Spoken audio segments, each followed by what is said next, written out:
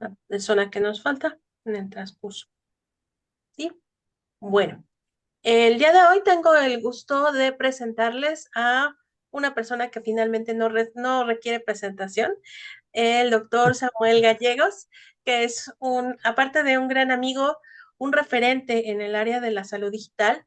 Él es afortunadamente profesor tanto del Departamento de Salud Digital como también de la Universidad Oberta de Cataluña en el máster de salud digital, y tiene una amplia trayectoria en el desarrollo de aplicaciones y de la implementación de sistemas relacionados con salud digital. Entonces, pues bueno, tenemos hoy el honor de contar con su presencia. Muchísimas gracias, doctor Gallegos, y pues el micrófono es todo suyo.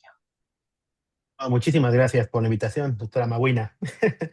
Pues, eh, primero que nada, pues agradecerles por estar aquí. Un poquito desfasado, pero es que me agarraron en la oficina y tuve que hacer algunas modificaciones para estar en la charla. Y lo que vamos a ver el día de hoy es la parte de infraestructura y tecnologías para la teleconsulta, ¿sí? Aquí es bastante importante que voy a presentar una visión integral sobre la infraestructura y todas las tecnologías que tienen que ver con ella, pero no desde una lógica superficial de plataformas o videollamadas, ¿no? Porque la verdad es que si lo hago de esa manera, termino en 5 minutos simplemente diciendo, ¿saben qué? Necesitan una cámara, necesitan un biodispositivo, necesitan buena velocidad de internet, necesitan seguridad, sino más bien de una perspectiva de una salud digital madura, ¿no? Que prácticamente lo que debe de incluir pues debe ser clínica, debe ser operativa, interoperable y segura, ¿sí? También estuve en la sesión pasada con el profesor anterior para escuchar cómo iba todo esto, y la verdad es que creo que es bastante interesante, y ya también algunos de los conceptos que ustedes están manejando, pues igual y también los voy a tener que volver a mencionar en esta clase, pero más que todo desde de una perspectiva más de implantación, ¿vale? Entonces, mi intención es que al terminar esta sesión, pues podamos responder algunas preguntas prácticas y de estrategia, como qué se necesita realmente para ofrecer la teleconsulta con calidad, con seguridad y con posibilidades reales de escalamiento. Entonces, vamos a ver un montón de cosas, ¿sí? Entonces voy a mostrarles un poco esta ruta o la agenda que estoy buscando, que está dividida a grandes rasgos por unos 10 bloques. Vamos a empezar con la definición y evolución de la telemedicina, sin meterme mucho, de que también la sesión pasada lo estuvieron revisando. Después revisaremos un poco lo que es la adopción, el mercado global y el panorama tanto internacional como en México. También ya se ha discutido, como en México tenemos bastantes áreas de oportunidad, pues es importante ver de qué manera las podemos abordar. Y más adelante entraremos, pues, lo que es la infraestructura como tal técnica, la interoperabilidad, la monitorización remota, la seguridad y la equidad, algunas especialidades clínicas y tendencias futuras y pues, las conclusiones, ¿no? Y las preguntas cuando ustedes así lo requieran, ¿no? La idea es recorrer el concepto completo hasta su implementación con una visión que sea realmente útil, ¿no? Para ustedes, los clínicos, para los gestores y para líderes de transformación digital. Y eso también es importante ya mencionarlo. O sea, no solamente van a ser expertos en telemedicina o expertos en salud digital, sino en realidad su labor principal son líderes en transformación digital del proceso sanitario, ¿vale? Entonces vamos a comenzar primero, pues un poco de lo que es la definición de salud digital y telemedicina. Digo que muchos de ustedes pues ya lo conocen prácticamente, es el uso de las tecnologías de la información y comunicación para ampliar la cobertura, optimizar recursos y facilitar el acceso remoto, en este caso enfocándolo a lo que es telemedicina, ¿no? Y dentro de este universo, pues la telemedicina pues permite consultas, diagnósticos y seguimientos a través de videoconferencias. Normalmente es así, con mensajería que nosotros buscamos que sea segura y que haya un intercambio de datos clínicos pues eficiente. Lo importante aquí es entender que no estamos hablando únicamente de un canal tecnológico, sino pues lo podemos hacer en WhatsApp o lo podríamos hacer por cualquier otro medio que así lo tiene pues ya prácticamente cualquier dispositivo, como puede ser Android, el iPhone, inclusive las cámaras remotas. sino que buscamos, estamos hablando de una modalidad asistencial que se debe sostener en su identidad. O sea, debe de haber consentimiento, debe de haber documentación, debe de haber una continuidad clínica de seguimiento de los pacientes y esto pues va muy de la mano de la tendencia actual que vamos a ver más adelante, que es pues, la trazabilidad de este tipo de pacientes para que realmente sea eficiente el cómo vamos a dar este tipo de atención, ¿no? Pues una vez pues, entendido el concepto que ustedes a grandes rasgos ya manejaban. Ah, también otra cosa, si quieren interrumpirme en cualquier momento, me pueden decir, ¿eh? Entonces, una vez entendido esto, pues vamos a ver lo que esta evolución de la teleconsulta, cómo se ha dado, ¿no? O sea, ustedes saben que pues, antes de la pandemia la telemedicina tenía un papel relativamente marginal. Estaba concentrado en programas piloto y sobre todo en áreas desprotegidas que lo requerían y que veíamos que podría tener mayor impacto, como puede ser las zonas rurales o algunas poblaciones específicas que lo requerían.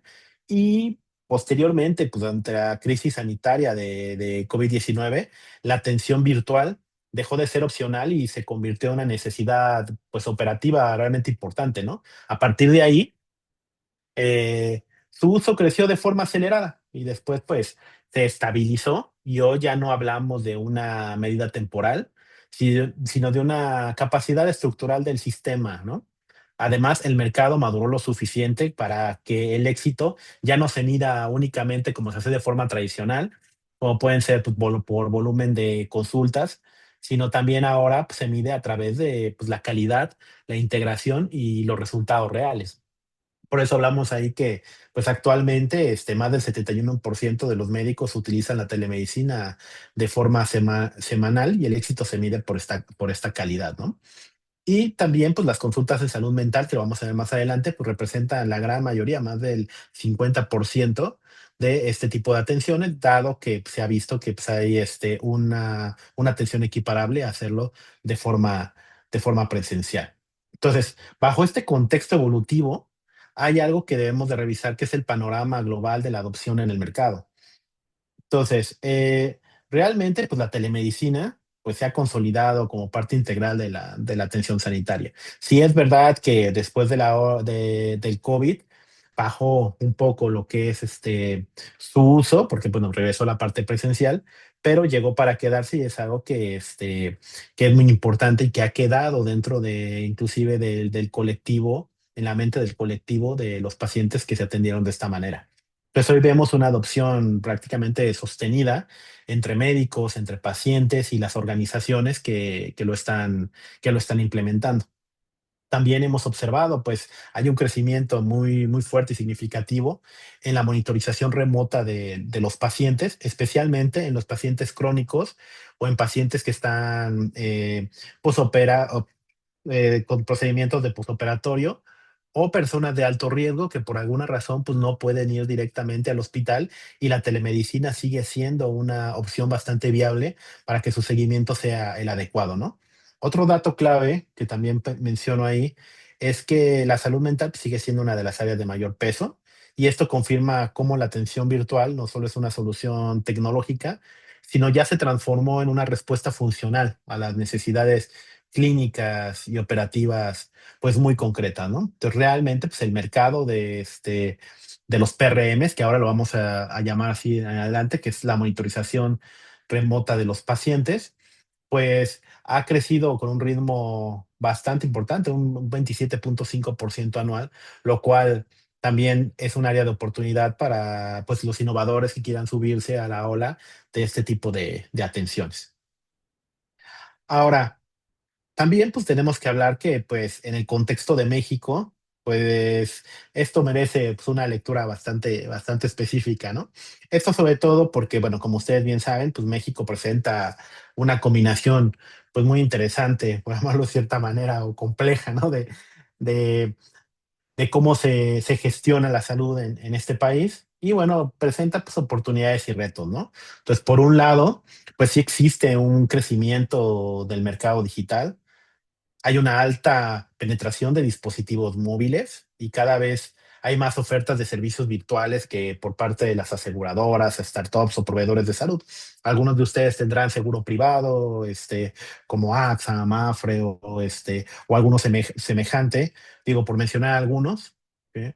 Aunque también hay otros servicios que se dan en empresas o se dan por particulares, donde ya puedes tener este tipo de servicios, ¿no? Y esto también habla de que, pues también inicialmente, pues los proveedores de la salud no querían utilizar también esto porque no sabían ni siquiera cómo cobrarlo, si era como una consulta real, si lo cobraban como una presencial, si realmente daba el valor adecuado. Y ahora con esto, pues ya ha ido permeando en toda la población, ¿no? Otro de los puntos importantes es que México pues tiene una desigualdad territorial muy, muy grande, lo que habla de una brecha pues digital, y hay diferencias en la madurez tecnológica entre las instituciones, y las necesidades de fortalecer los marcos regulatorios y operativos no son totalmente homogéneos. O sea, nosotros sabemos que tanto Maguena como yo estuvimos participando en la creación de la NOM de telemedicina. Desafortunadamente al final no se llevó a cabo, pero bueno, ahorita como vieron la sesión pasada, pues la ley de salud, la nueva, pues ya incluye cuestiones de salud digital, incluida la telemedicina. Entonces vamos avanzando no tan rápido como nos gustaría.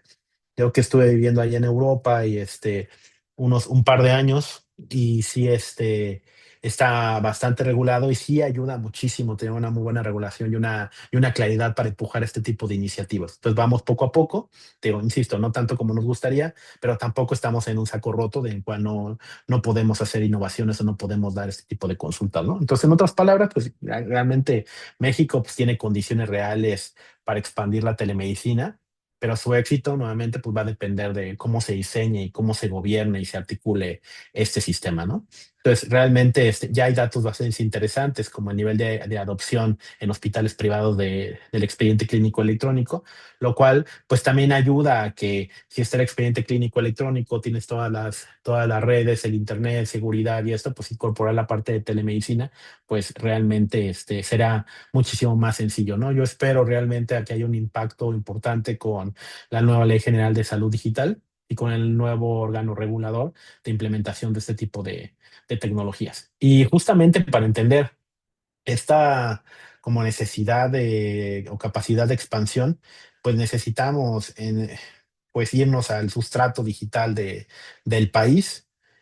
Y aquí, bueno, hay bastantes datos, ¿no? De cómo se lleva a cabo, qué tipo de conectividad tenemos en México, lo cual pues es de suma importancia.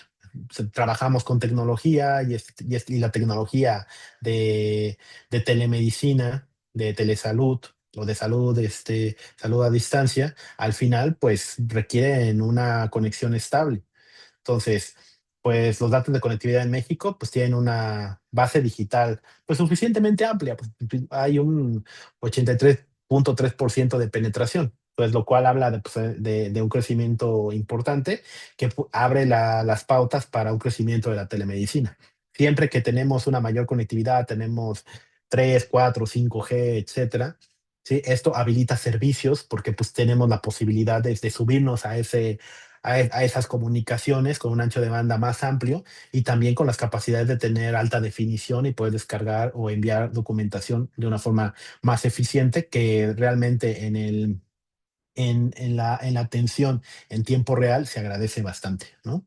Entonces, la penetración de Internet y el uso de conexiones móviles y la urbanización, pues están favoreciendo la expansión de estos servicios remotos, como lo he estado mencionando.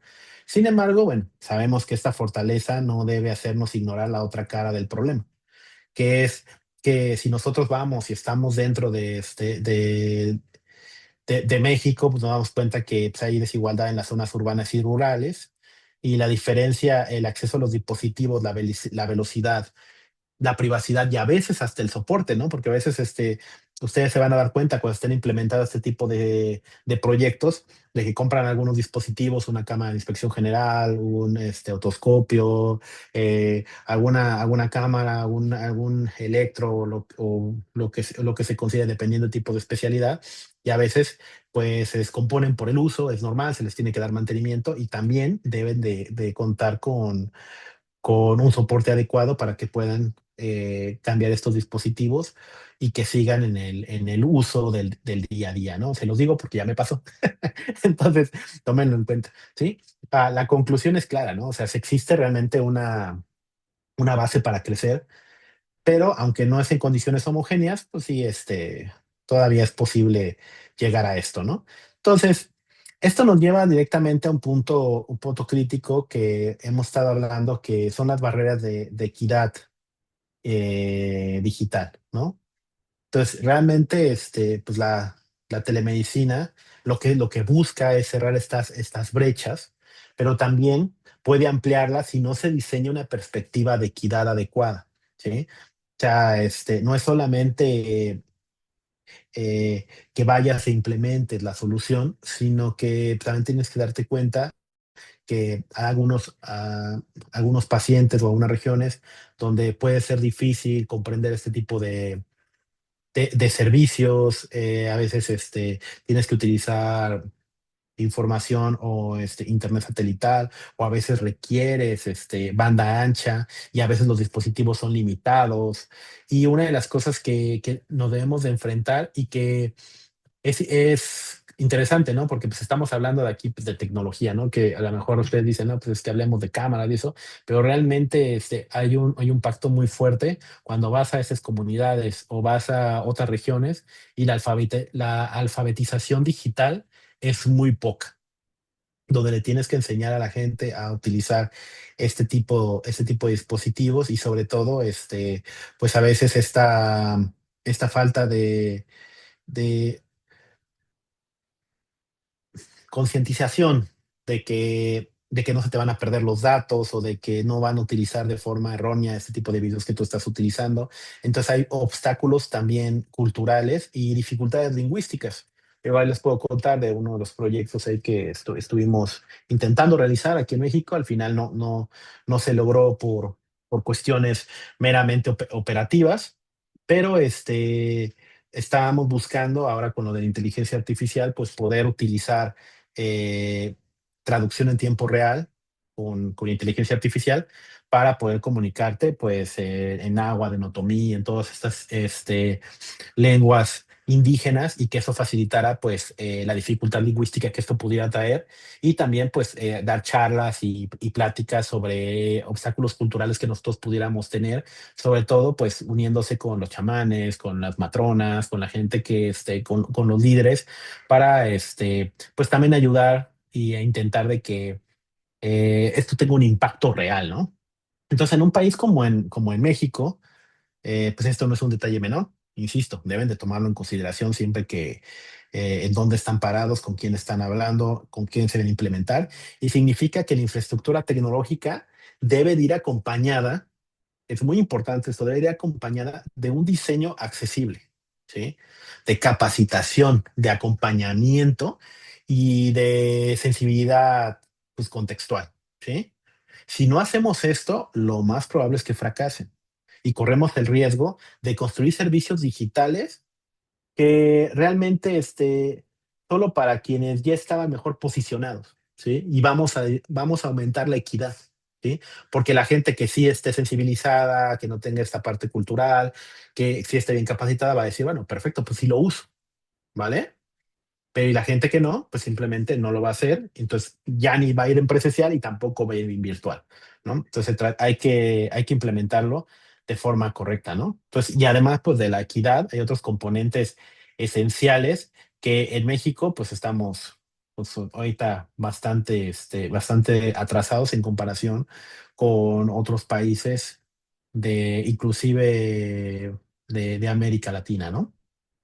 Y es pues el marco legal y las políticas en México. Entonces, aunque hay un avance en la salud digital en México, pues la reforma reciente de la Ley General de Salud pues abre las puertas nuevamente, ¿no? Y otras iniciativas regulatorias apuntan hacia una pues, mejor digitalización, interoperabilidad y su uso formal de tecnologías de atención sanitaria, ¿sí? A mí me llama mucho la atención cómo después de 12, 15 años que empezaron estos congresos de salud digital, se sigue hablando de lo mismo, ¿no? Se sigue hablando de, oye, el Bus Nacional de Interoperabilidad, oye, hay que digitalizar los hospitales, es que el expediente clínico electrónico sí sirve. O sea, yo creo que México se ha quedado en una meseta, y que es importante pues poder saltar ello para que para que ya tenemos a los profesionales formados, ya tenemos la tecnología, ya tenemos las buenas prácticas, nada hace falta pues un buen apoyo legal y de política y sobre todo pues un muy buen patrocinador que puede ser el mismo gobierno, pueden ser las instituciones privadas, ¿no? Entonces, hay que hacer las cosas de forma correcta porque luego también al implementar este tipo de proyectos y que no se hagan de forma correcta, pues nosotros nos damos los balazos también en el pie y parece que no funciona, ¿no? Entonces, pero ¿por qué no funciona aquí si sí funciona en Estados Unidos, si sí funciona en Chile, si sí funciona en Ecuador, si funciona en España? Pues a lo mejor algo estamos haciendo mal, nos falta una patita regulatoria, ¿vale? Entonces, aunque, insisto, o sea, quedan desafíos importantes en materia de privacidad, responsabilidad profesional, certificación de plataformas. Ya cuando estuve allá en Europa y tuve la posibilidad de poder trabajar en una certificación de una herramienta precisamente de expediente clínico electrónico y de sistema de atención remota de pacientes, y ahí se utilizaba el software como producto sanitario. Entonces tenía que pasar una serie de reglas también para que pudiera ser utilizado y aportar el valor adecuado en las instituciones en las cuales se quería implementar. Aquí en este momento en México, sí hay certificación, pero bueno, no hay a ese nivel como producto sanitario. Yo creo que es algo que va a ser natural porque se está implementando en todo el mundo y es cuestión nada más de esperar a ello, ¿no? Por eso, también cuando se desarrollan este tipo de aplicaciones, se deben basar en las buenas prácticas internacionales, porque tarde o temprano con nosotros y nosotros, o a pesar de nosotros, la verdad es que va a llegar esta regulación internacional. ¿No? Sobre todo si queremos atender a pacientes más allá de nuestro país, si queremos hacer turismo médico, si queremos hacer teleradiología o, por ejemplo, también cirugía robótica, pues también vamos a necesitar pues que haya esa regulación internacional. Entonces siempre se debe de incluir la gobernancia, el cumplimiento y tratar de buscar la sostenibilidad, ¿no? Institucional. Y aquí, bueno, realmente en este contexto, hablando ya de qué es lo que necesitamos, pues la verdad es que hay unos requisitos técnicos básicos, ¿sí? Que tienen un poco de sentido común. O sea, lo que se busca es que pues estos requerimientos básicos parecen simples, pero la verdad es que si no los tienes, son determinantes de la calidad de la consulta, ¿no? O sea, necesitamos una muy buena resolución de imagen. O sea, necesitamos que sea de alta definición, ¿sí? Necesitamos que el audio sea claro, que tengamos una conectividad estable, que tengamos un entorno físico adecuado. O sea, no solamente llegar con la computadora y ponerla en un escritorio, sino pues debe de haber un lugar específico para poder hacer esto, que haya confidencialidad, ¿sí? Y en la práctica, pues muchos proyectos no fallan por falta de innovación avanzada, o sea, no falla por la parte de lo que se vaya a implementar, sino a veces es porque la cámara es mala, ¿sí? Porque hay una mala iluminación que no se ve adecuadamente, ¿sí? Que hay una mala experiencia de audio o ausencia de un plan de contingencia, ¿no? O sea, ¿qué pasa si de repente se me cae el internet? ¿Y qué hago con ese paciente que me estaba escuchando? ¿Sí? Le voy a hablar por teléfono y eso es muy importante que no siempre que vaya a implementar esto tengan un plan de contingencia. ¿Qué es lo que tengo que hacer si algo me falla? ¿Sí? Para que no disminuya la calidad en el servicio. Yo sé perfectamente, o sea, no hay ningún sistema que no falle. No es verdad que te dicen, es que este sistema tiene 100% de fiabilidad. No le creas a ese proveedor porque no es verdad, no hay forma. O sea, si se cae Facebook, se cae Twitter, luego se cae algunas redes de comunicaciones muy grandes, ¿sí? O sea, siempre va a haber algo que pase, pero ¿qué es lo que hace que nosotros seamos unos muy buenos gestores? Pues que haya planes de contingencia para saber qué voy a hacer con ello, ¿vale? Entonces, en teleconsulta, pues la fricción técnica, y así lo voy a decir tal cual, o sea, la fricción técnica erosiona la confianza clínica, ¿sí? Si yo estoy conectado con mi paciente y de repente se me cae el internet, de repente se escucha mal, de repente no se ven las imágenes y eso, se va por el suelo la confianza clínica en este tipo de aplicaciones. Y entonces puede ser el mejor médico que está dando la interconsulta a distancia, pero si falla esto, pues el paciente no va a confiar en ello, ¿vale?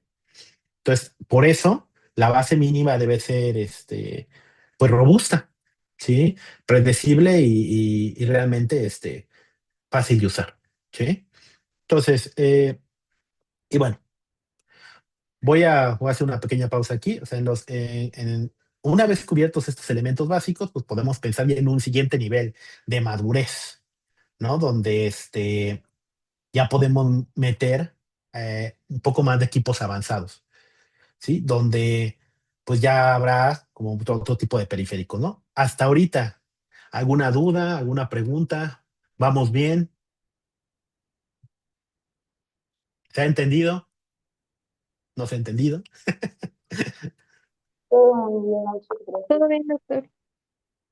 Vale, vale, perfecto. De todos modos, cualquier cosa me dicen, ¿eh? Ah, bueno, creo que tengo una cosa aquí en el chat. Ah, todo bien, perfecto. Ahora, pues vamos a continuar, ¿no?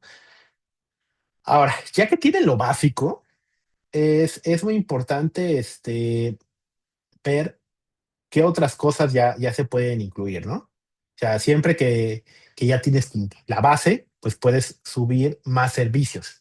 Y entonces los periféricos amplían enormemente el alcance de la atención virtual, la verdad. O sea, no, ya no queda solamente en la cámara, en qué tan bueno eres haciendo la anamnesis a distancia, ¿sí? Sino ya hablamos de dispositivos como pueden ser los estetoscopios digitales, ¿sí? O quizá unas cámaras de examen general, o algunos lentes para, no sé, o sea, pensar otoscopía o dermatología, o algunos otros tipos de dispositivos domiciliarios, ¿no?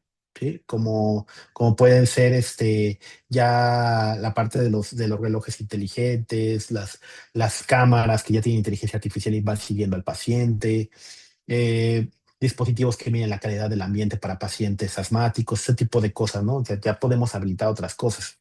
Y estos equipos permiten que pues, la teleconsulta deje de ser solo, digo, pues una entrevista remota y se convierte en una extensión realmente funcional de la valoración clínica de la clínica del hospital donde ustedes estén trabajando. Sí, ese es el éxito real.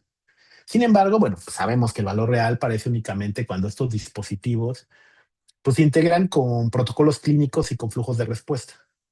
Entonces ahí va otra parte que es fundamental, ¿sí? Pues las guías de práctica clínica y los manuales de procedimientos. ¿Sí? Cuando implementen este tipo de cosas, requieren esos manuales de procedimiento para decirles a todos cómo se puede actuar y cómo sería la mejor forma de hacerlo. ¿Sí? Entonces, si hacen este tipo de cosas, pues están aunando la parte organizacional, pero también la parte tecnológica y de atención. Entonces, el dispositivo por sí mismo, pues no resuelve nada, pero si se integra de forma adecuada en el sistema, la verdad es que va a ser un éxito rotundo, ¿vale? Y para que estos dispositivos, digo, para que funcionen de manera confiable, la conectividad y la red pues deben de ser adecuadas. Y aquí es también que hablamos un poquito hace ratito de conectividad y la red, pero hay algunas particularidades que hay que mencionar, ¿sí? Que a veces no se toman en cuenta y que también en el momento en el cual vamos a hacer este tipo de proyectos, se tienen que decir al proveedor, ¿sí? Se tienen que, también ustedes deben de tomar en cuenta. O sea, la calidad de la teleconsulta pues, va a depender directamente de la calidad en la red. Y no se trata solo de tener internet, sino, como les había dicho, de tener estabilidad, ¿sí? Donde esa, cuando ustedes se conectan a internet y si empiezan a monitorizar, ven que pues, la onda no es así recta, ¿no? Sino que a veces falla, otro poquito, así. Entonces, ese promedio de esas ondulaciones de uso de la red, pues al final si se vuelven estables, pues no hay tanto problema, ¿no? Pero si de repente yo estoy arriba y de repente bajo y me quedo muchos minutos abajo sin conectividad y la pierdo, entonces no, necesito realmente que el proveedor me asegure la estabilidad. Y no depende a veces de la velocidad de Internet, ¿eh? Sino estoy hablando de que la conexión sea correcta, ¿sí? Y otra de las cosas, de repente, si se cae, hay algo que también deben de pedir, que es la redundancia, ¿sí?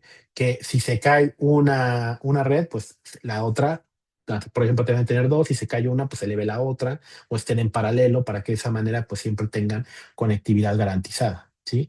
Cuando hacen ese tipo de redundancia, prácticamente pueden llegar no llegan al 100%, pero prácticamente llegan al 100 de fiabilidad de la red, ¿no? Y otra de las cosas es la priorización del tráfico. Sea, aquí hay algunas cosas que ya son más técnicas que pueden hacer dentro de la misma red unas subredes donde un cierto ancho de banda sea específicamente para la parte de telemedicina y el resto de cosas para pues para ver videos en YouTube del hospital o para hacer otro tipo de actividades de las mismas aplicaciones del hospital, por ejemplo, el envío y recepción de resultados, de laboratorio, del LIS con el expediente clínico electrónico, la parte de subir información por ejemplo, de una resonancia magnética que se suba a un super PACS y de ahí se quede almacenado en la nube. O sea, todo eso, tienen que ustedes priorizarlo para que si está hablando de telemedicina, pues tengamos un ancho de banda, ya priorizado, ¿sí? Si no, están compitiendo una con otra y se pierde la conectividad. Es como, por ejemplo, si ustedes tienen en su casa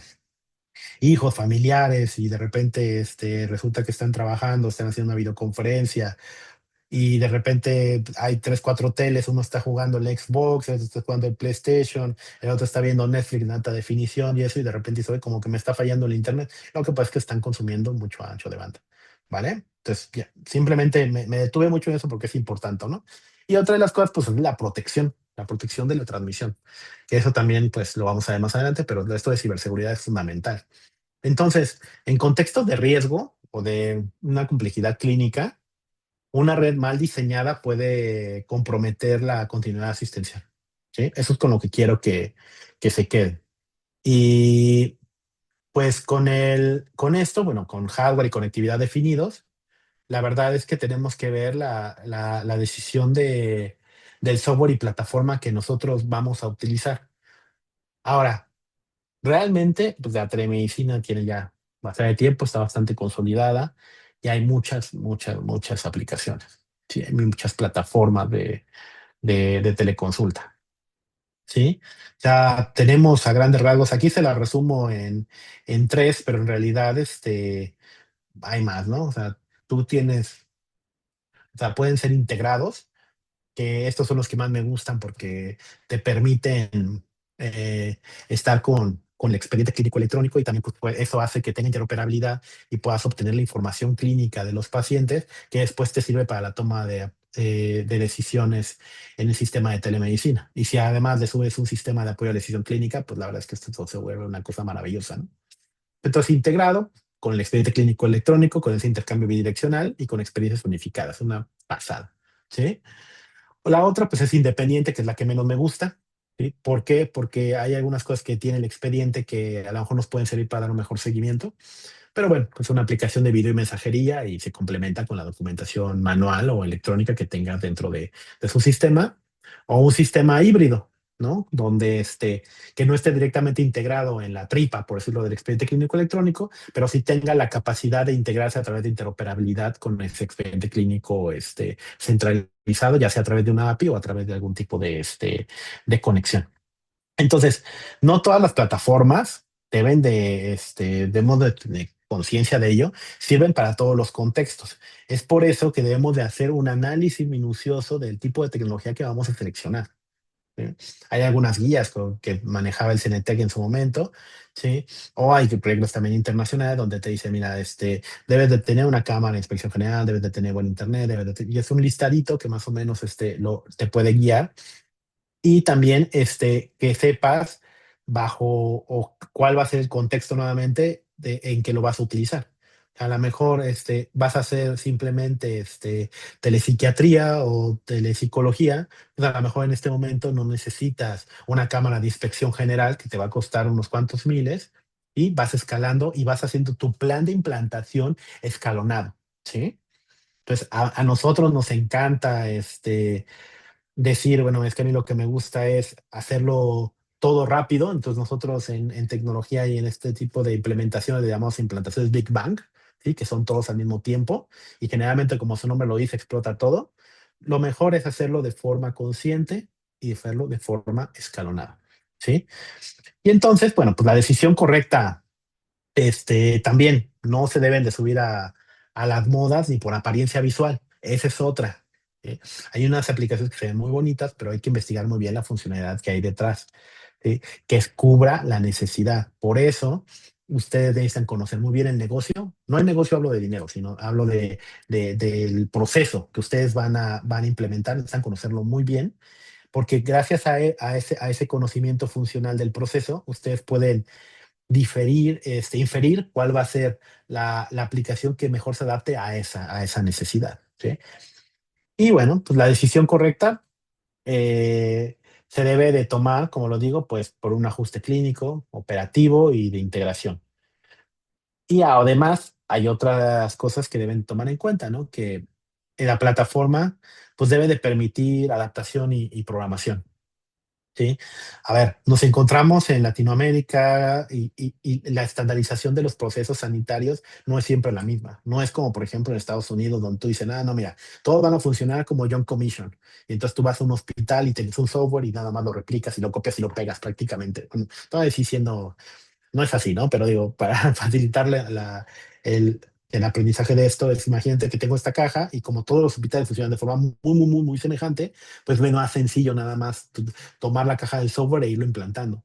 Pero en Latinoamérica hay otro tipo de efectos que a veces no permiten que esa estandarización sea tan sencilla, a veces por falta de recursos o porque los hospitales no funcionan como deberían, que eso también es una realidad, pero nosotros tenemos que apañarnos y empezar a sacar este tipo de sistemas. Entonces debemos de tener esa flexibilidad por parte del software. Luego, esto es fundamental en Latinoamérica, porque si no, realmente cuesta mucho trabajo. Hay software muy grandes, millonarios, ¿sí? No voy a decir nombres, pero son de los más importantes del mundo, ¿ah? Que se han ido de Latinoamérica por esta situación, ¿sí? Y por eso los reyes del mambo, ¿sí? Son las empresas locales que conocen, pues, la realidad, ¿vale? Entonces, eh,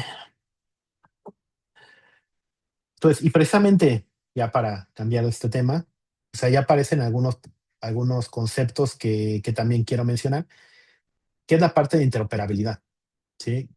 También creo que se mencionó en una de sus clases pasadas. La interoperabilidad, pues, al final, convierte pues una consulta aislada en un servicio, pues, clínico integrado, ¿no? Sí, la interoperabilidad no es otra cosa más que la conexión entre dos o más sistemas por medio de una sintaxis común, ¿sí? O sea, yo estoy hablando español ahorita, pero si yo quisiera interoperar, ¿no? Con una persona china que habla chino mandarín, pues a lo mejor nuestro FAIR, nuestro HL7, nuestro bus de interoperabilidad, pues es el inglés, ¿sí? Y así como el inglés tiene su sintaxis, tiene su forma de hablar, tiene sus palabras y eso, pues también la interoperabilidad tiene eso, donde nosotros podemos mandar información del paciente, podemos mandar su edad, sexo, antecedentes y todo, bueno, una serie de cosas que se requieren. Y lo que hablo del FAIR es una versión de HL7, ¿sí? De un protocolo de interoperabilidad muy utilizado y que prácticamente se utiliza por todos los sistemas, ¿no? Entonces, esto pues ayuda, pues, a un intercambio estructurado, seguro y reutilizable.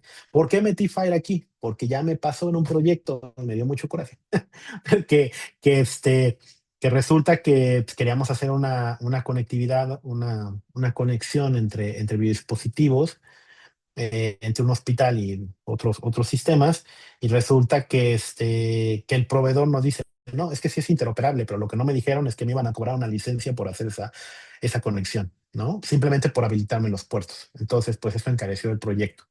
Entonces, también tomar en cuenta esto. O sea, si van a hacer un sistema que va a interoperar con otro, pregunten al proveedor, ¿sí? Si tiene un costo extra y cuál va a ser o el tiempo que se va a requerir para esta integración. Digo, ya la gran mayoría, no digo que sean plug and play, pero ya la gran mayoría, si manejan este tipo de protocolos de interoperabilidad, es más sencillo, pero sí es importante que lo tomen en consideración porque les atrasan los proyectos, ¿vale?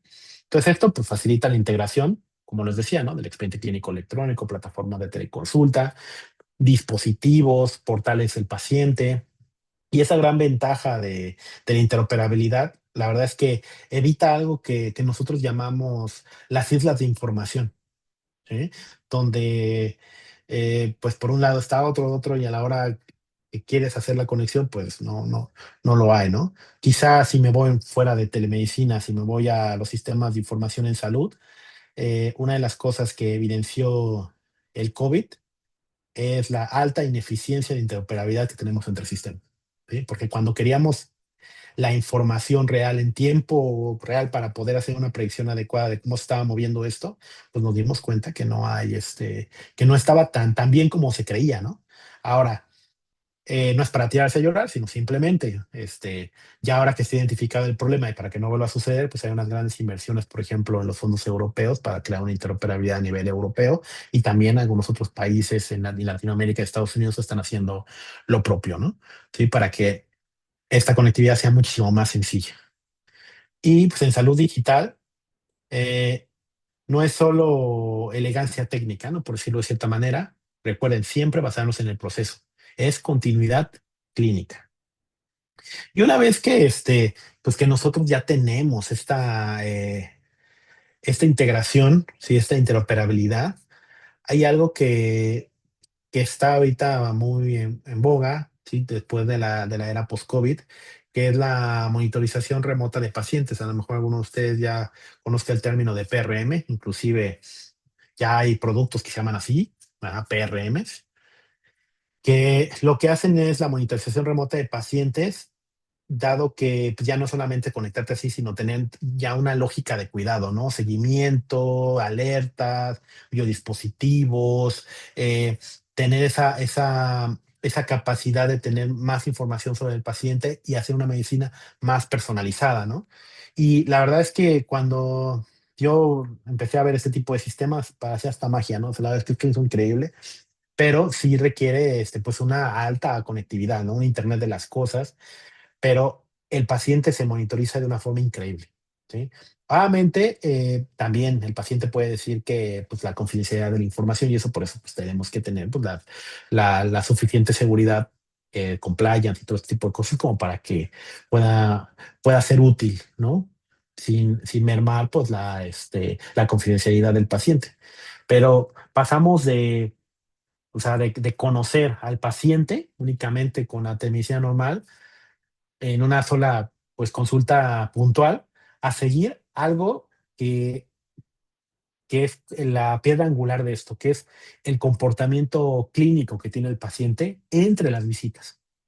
Entonces, esa personalización permite lo que siempre hemos querido, ¿no? Esa bala mágica donde nosotros decimos a este paciente tiene estas particularidades, entonces le voy a dar tal tratamiento, le voy a hacer este tipo de seguimiento, le voy a dar este tipo de medicamento, o estoy verificando que a lo mejor le hace falta hacer un poco más de ejercicio, lo que sea, ¿sí? Entonces, esa parte personal es realmente increíble, ¿no?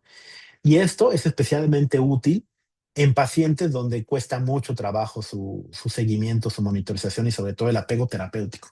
Estoy hablando de pacientes diabéticos, hipertensos, postoperatorios con insuficiencia cardíaca. Entonces, esto realmente ayuda mucho. Entonces, los PRMs permiten algo que te permite los datos, ¿sí?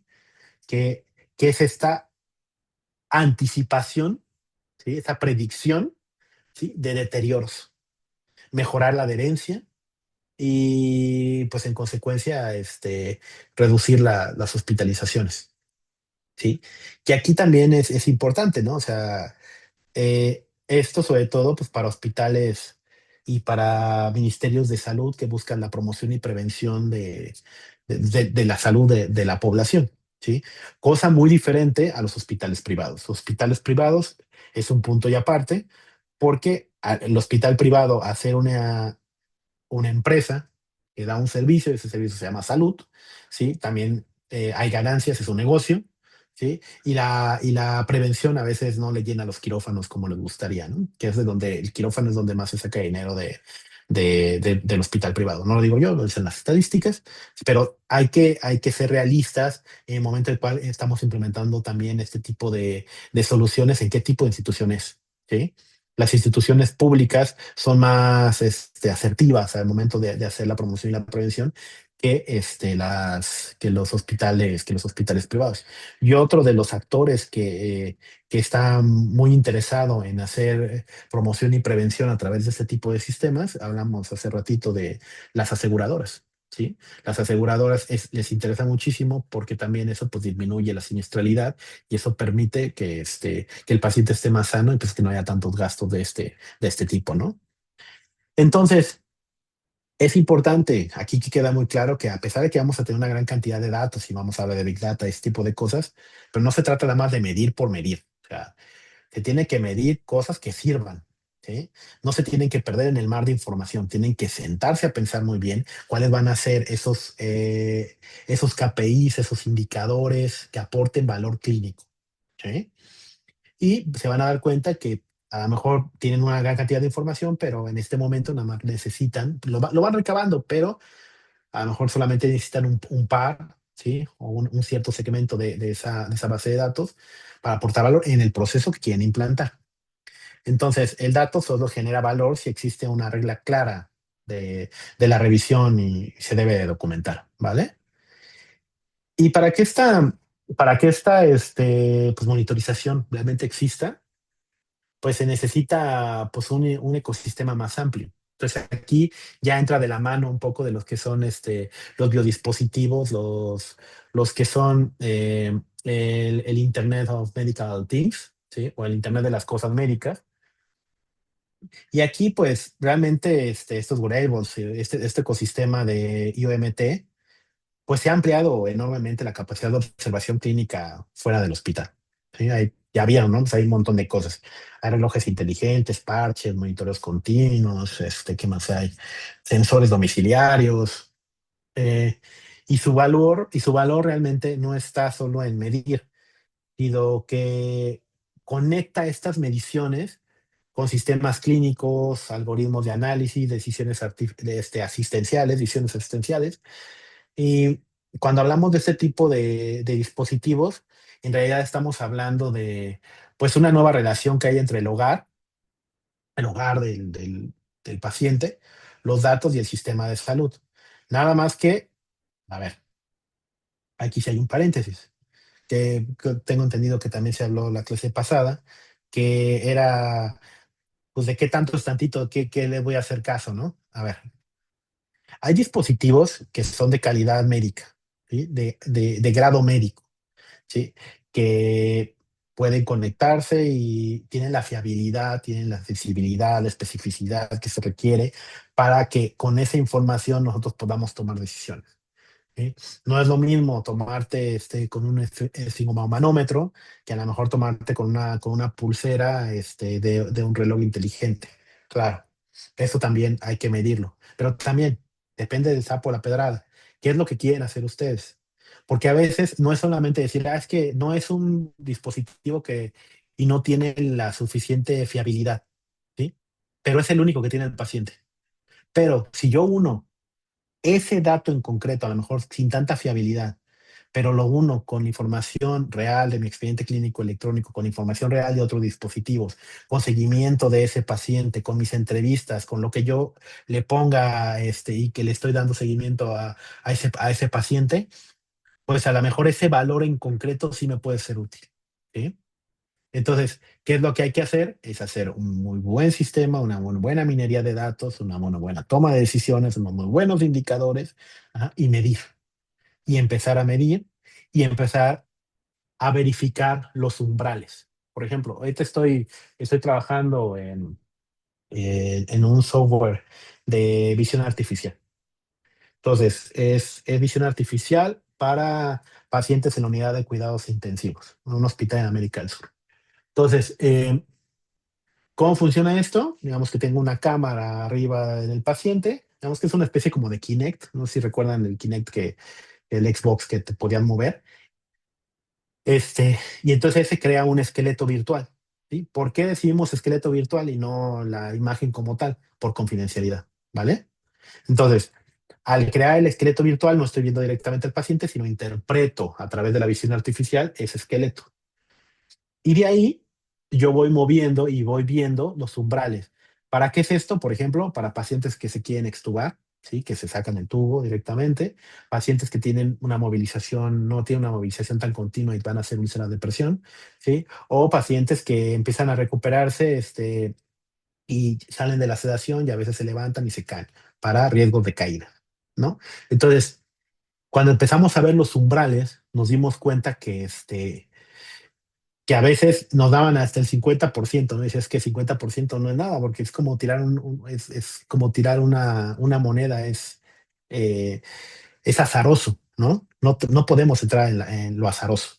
Entonces, decimos, pero es que la cámara es lo que hay. O sea, no podemos tener algo más sofisticado en este momento. Entonces, ¿qué hicimos? Unimos la información que nos da la cámara, la información que nos da la interpretación de ese esqueleto, y unimos información de expediente clínico electrónico con escalas específicas para este tipo de padecimientos. Más aparte, hicimos unos controles donde la enfermera puede llegar y decir si la alerta es correcta o no para poder validar el modelo de inteligencia artificial. Y más aparte, las notas clínicas y de enfermería. Entonces, ese conjunto nos da una fiabilidad de más del 80%. ¿Vale? Entonces, por eso es muy importante que, insisto, dependiendo de lo que ustedes quieran hacer, pueden utilizar o no dispositivos. Dejar uno solamente sin validez clínica y empieza a tomar decisiones con él es incorrecto, y aparte de ser incorrecto, es éticamente cuestionable. ¿Vale? Quería detenerme en esto nada más para mencionarlo. Ahora, me meto pues ya a esta parte de lo de inteligencia artificial que ya más o menos lo hablamos ahorita.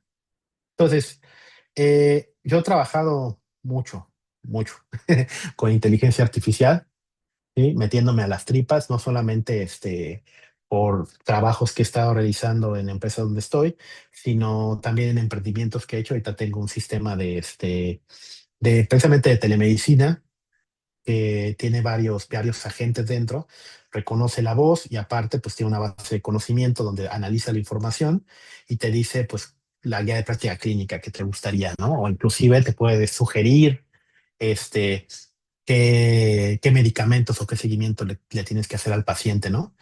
Entonces, está muy interesante, pero también cuando empezamos a hacer esto decíamos, oye, pero qué tanto es tantito, ¿no? O sea, no es solamente meter la inteligencia artificial y que tome decisiones por sí sola, ¿no? Sino que no debe ser sustituto del clínico, sino que debe ser un apoyo, ¿sí? O con algunas tesis que también he realizado con algunos de mis alumnos de la Universidad de Cataluña, sobre todo, donde pues hay también una cantidad de cosas inmensas que hemos hecho, desde visualización de imágenes médicas, desde interpretación de predicción de COVID, hasta cosas locas que yo en su momento yo cuando me dijo el alumno dije, ¿esto para qué lo quieres, no?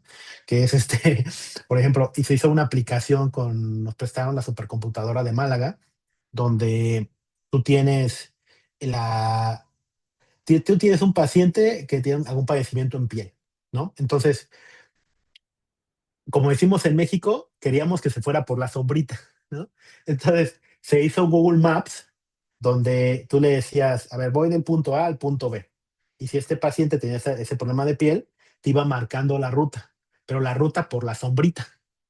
Pero tú decías, pero es que esta sombrita, pues, no es nada más, o sea, ¿cómo la vas a calcular? Entonces tuvimos que meter información de rotación de la Tierra, de tamaño de los edificios, de dónde estaban los árboles, del horario del día, y todo eso se calculaba y te hacía la ruta para la predicción, para que siempre se fuera por la sombrita, ¿no? Por decirlo de cierta manera, ¿no? Entonces, hay muchas cosas que se pueden hacer con inteligencia artificial, no solamente la generativa, que ahora está de moda ChatGPT y ese tipo de cosas, sino también con redes neuronales convolucionales, etcétera. Ajá. Entonces, nada más para cerrar esto, bueno, la inteligencia artificial pues no debe entenderse, o sea, como un sustituto clínico, ¿no? Eso debe de quedar muy claro, sino como un amplificador de la capacidad, ¿sí? Entonces, puede apoyar, por ejemplo, en clasificación de imágenes, en un triage, por ejemplo, en urgencias, en analizar patrones, en predicción de ciertas complicaciones. Y en varias especialidades, la verdad es que se observan beneficios concretos de su eficiencia diagnóstica y su priorización. La verdad es que te dan una capacidad altísima, ¿no? Pero la guía en salud solo tiene sentido si es clínicamente relevante, ¿no? Por ejemplo, una de las cosas que nos decían de este proyecto de irte por la sombrita, ¿no? Nos decían, oye, pues no es muchísimo más sencillo comprar un paraguas o un parasol, ¿sí? Que se lo vaya el paciente. Pues sí, a lo mejor sí, ¿no? Bueno, nos dimos cuenta que funcionaba, pero dices, ¿es clínicamente relevante? Ahí no lo sé, ¿no? Que por este tipo de proyectos, ¿no? Pero a lo mejor para estos pacientes en concreto, pues sí lo es, ¿no?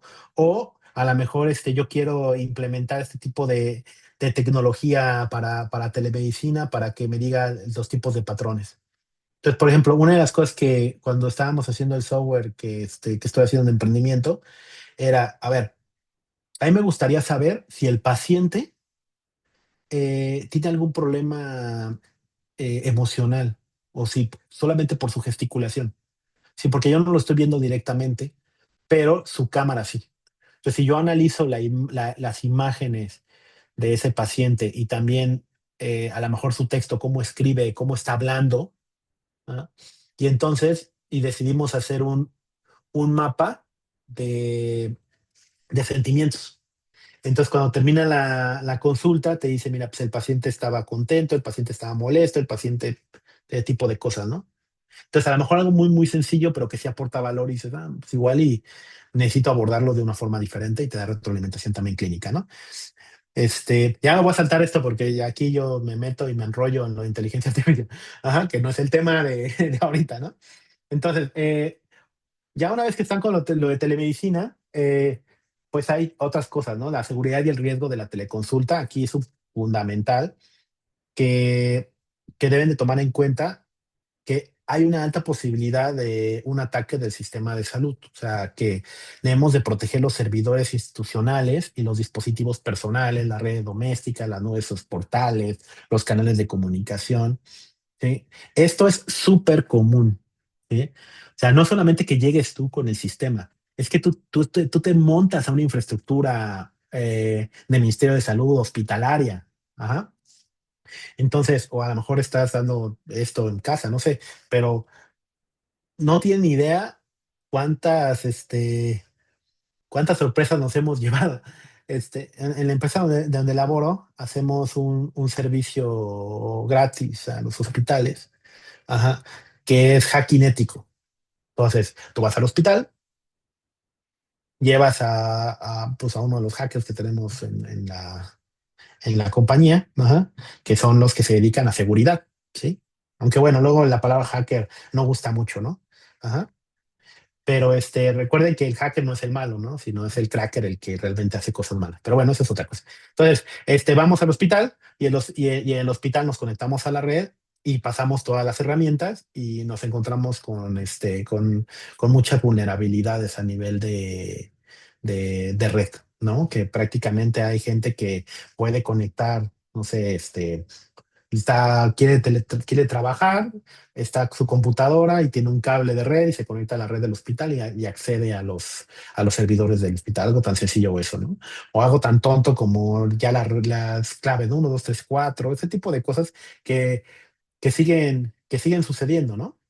Y ya vieron que se robaron las joyas en el Louvre, bueno, no sé cómo se pronuncia en francés, ahí en, en el museo, ¿no? De París.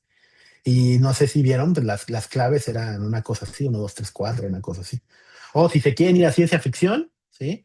El gran problema que tuvo Jurassic Park no fue la clonación y que los dinosaurios se mezclaron y eso. El gran problema por el que falló Jurassic Park fue un tema de ciberseguridad, ¿sí? Porque Denis Nedry, si les gusta la película, ajá, lo que hizo fue crear puertas traseras en el software y deshabilitó toda la seguridad del parque. Entonces, ese tipo de cosas, nada más para tenerlas en cuenta, ¿no? O sea, tenemos de tener muy, muy claro que necesitamos un servicio de ciberseguridad adecuado para este tipo de cosas, ¿no? Porque pues nunca falta el que manda un malware, manda un phishing o fallos en la seguridad. Y en salud estos riesgos no solamente son informáticos, sino son clínicos, son legales y a veces reputacionales también. ¿No? Imagínense que salga que, no sé, que tienes alguna enfermedad y no sé, y te empiezan a discriminar ese tipo de cosas, porque pues sucede, ¿vale? Entonces, siempre se debe de considerar una condición de calidad y en este tema, ¿no? Ahora, y sí, pues hay riesgos, pero pues no solamente es eso, ¿no? Sino que, a ver, hay que mitigarlos. O sea, no solamente decir, ay, es que hay que ver, hay muchos riesgos, sí, sí, sí, pero a ver, insisto, o sea, nuestra chamba es ser gente de transformación. ¿Sí? Debemos de conocer y debemos de dar soluciones, no solamente problemas. Entonces, pues aquí en la mitigación y en las buenas prácticas, o sea, realmente las mejores prácticas en ciberseguridad para telemedicina incluyen cosas a veces un poco obvias, ¿no? O sea, una autentificación robusta, no se anden pasando las claves, ¿sí? Yo sé que les da flojera, si algunos son aquí adscritos y tienen a su médico, a su pasante y eso les da flojera y les hacen sus notas y les pasan su clave. Pero si hace una tontería ese residente y ustedes nada más llegan y firman, la responsabilidad legal es suya. Nos ha pasado, lo hemos visto en varios países. Hay que tener mucho cuidado, ¿sí? Se debe haber un monitoreo continuo de esto, o sea, debe haber cifrado de extremo a extremo, segmentación de redes y sobre todo unas políticas de compliance, unas políticas claras de respuesta a incidentes y de cómo debe de actuar, un manual ético y moral de esto. ¿Sí? Insisto, manuales de procedimientos. Ajá. Pero también incluyen al menos algo, a lo mejor menos visible, pero muy importante. Y esto sí es algo que tenemos que luchar y que no tiene que ver con nada con tecnología, pero como gestores del cambio nos va a tocar, que es la cultura organizacional. Hay muchas malas mañas dentro de las instituciones que a nosotros nos afectan en los proyectos. ¿Sí? Ya, sí, un ejemplo súper sencillo que no es de telemedicina. Estaba en un proyecto aquí en México, ajá, y y no quisieron implementar el software de control de citas para los pacientes, ¿sí? O sea, para que tuvieran su horario específico de citas, o tú llegas a las 10, a las 11, a las 12, ¿ah? Porque resulta que todos querían y todos desde varios años iban a desayunar a las 9 de la mañana. Entonces, lo que hacían es que citaban a todos los pacientes a partir de las 10:30 o 11, pero les daban su ficha a las 6 de la mañana. Y no hubo poder humano que lograra que cambiaran esa muy mala práctica de cultura. Entonces, no dejaron de desayunar a la hora, no les importaban los pacientes. Y me echaron para atrás el sistema de gestión de agendas por el desayuno. ¿Eh?